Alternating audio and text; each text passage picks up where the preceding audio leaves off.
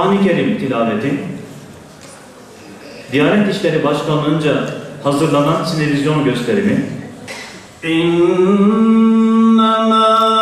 ya'muru mesâcidallâhi men âmene billâhi vel yevmil âkhiri ve aqâme's-salâte ve lem yahşe illallâh. 18. Rahman ve Rahim Allah'ın adıyla. Şüphesiz mescitler Allah'ındır diyenden daha güzel sözlü kimdir?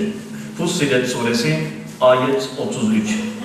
Peygamberin çağrısını Mekke'de ilk duyduğumda dünyayı değiştirecek bir ses duyduğumu biliyor.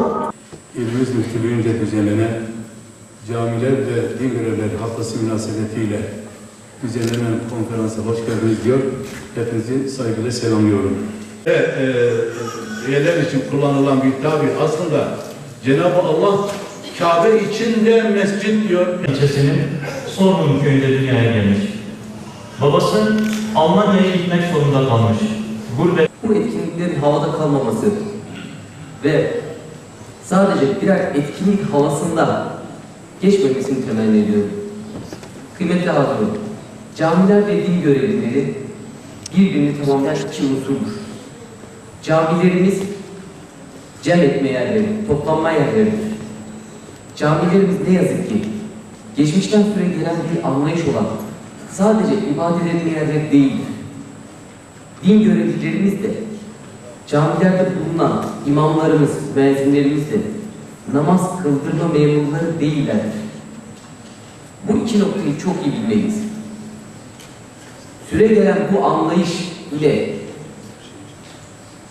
çeşitli çarpıklıklar olmakta.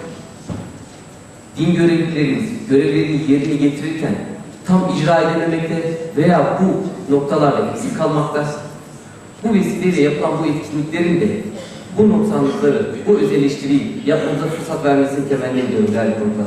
Gençlerimiz huzuru ve neşeyi ibadette bulunan bir genç nesil ümidiyle bu etkinliklerin devam etmesini temenni ediyorum. Geçtiğimiz hafta yaşadığımız, bölgemizde yaşadığımız acı olaylar da bize gösteriyor ki gençlerimizin ne kadar önemli olduklarını, ne kadar önem ve eğilmesi gereken bir topluluk olduğunu çok daha iyi gözler önüne serdim. Biz gençlere ulaşmanın yolunu unuttuk, gençleri suçlamaya başladık. Yoksa hepimiz genç olduk, hepimiz yaramazlık yaptık, hepimiz o yollardan geçtik.